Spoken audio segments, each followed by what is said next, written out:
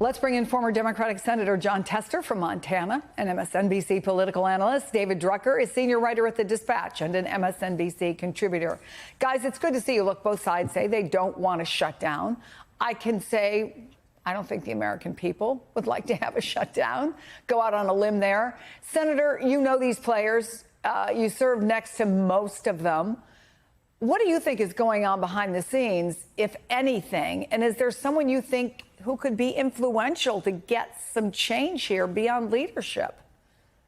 Boy, that's a great question. I don't know that there's a lot going on right now, to be honest with you. But they could be talking. They should be talking. The truth is, Chris, this is something that's being done once again at the 11th hour or past, and should have been talked about for the last year on how we're going to get a budget that works for this country long term. And a CR isn't long term, but it will be a stopgap measure to keep the government open.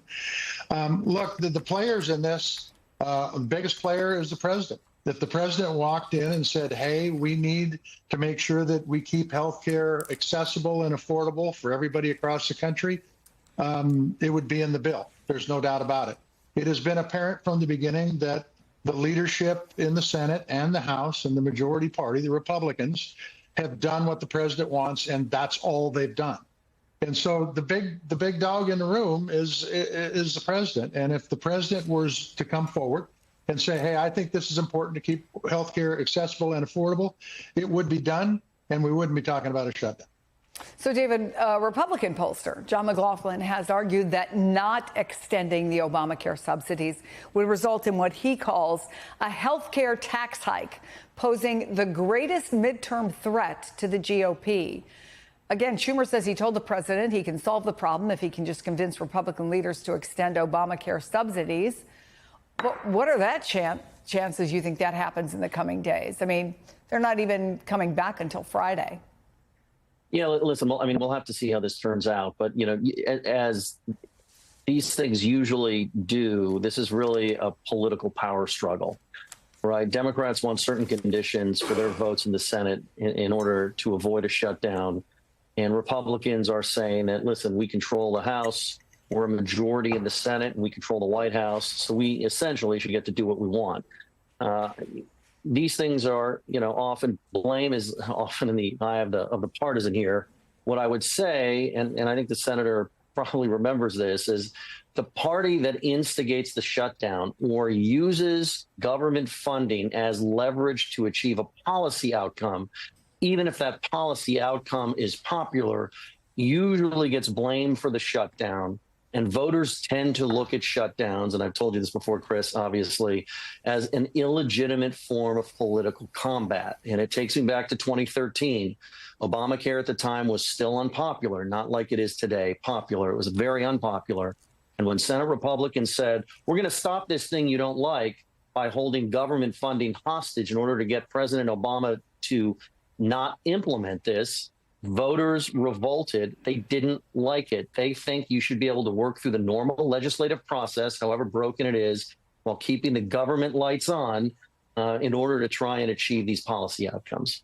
So, Senator, those health care premium hikes would come at a time when Americans, I don't have to tell you, are already feeling the squeeze. The administration preparing a new round of tariffs that could raise prices on things like kitchen cabinets and vanities, and investors are beginning to worry that the rally of the stock market may be about to end. Many Americans, no surprise, rely on that for their retirement. Is there also something else in here, a kind of cumulative effect? Maybe if voters weren't feeling the pinch in so many other ways, the possibility of a hike in health care might be something different.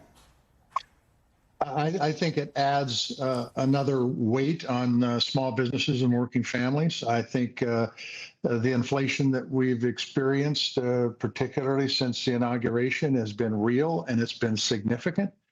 I think the increase in healthcare premiums, which is pretty damn essential for families around this country, could absolutely do some real damage, not only to the businesses and to the working families in this country, but also to electoral politics. But as David said, who gets the blame is going to be a big part of this, and how this is messaged and move as they move forward is going to be a part of this. I think it's going to be very difficult for the Republicans to claim that it's not their problem when they control the House, the Senate, and the president's office. But it's all about messaging.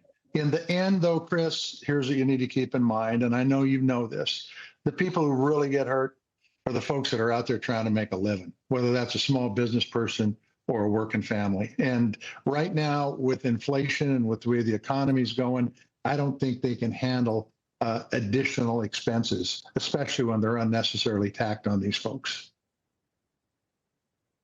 In your wheelhouse, David, with the margins in both the House and Senate so tight. Is it too naive to think that a small block of centrists from both parties could make a case for a pragmatic approach, something you have written about? Yeah, well, anybody could make a pragmatic pitch for anything, but first they'd have to agree to do it. And look, we're just in an era where details, David. Why do you always have to point out the details? Yeah, I mean, look, Democrats. By the way, my analysis of shutdown politics is separate from my analysis of midterm politics. I mean, Democrats have a great case to make if they want to make it about the president's management of the economy, particularly as it relates to trade and tariffs and that agenda's effect on inflation, which has been, well, it's been inflationary as opposed to bringing costs down, which is basically the number one issue of almost every voter that both parties are going to focus on next year. The question is how you go about this. We could see coalitions in Congress try and tackle this in a pragmatic way, but given the partisan operation of both parties on the Hill, it's just not something we tend to see often over the past, or have tended to see over the past, almost 20 years. Can I ask you a totally off-topic question, David? Sure. About what percentage of books in the bookcase behind you are not about politics? Too few. That's exactly what I was thinking about my own. We got to fix that. Senator Jon Tester, David Drucker, great to have both of you here.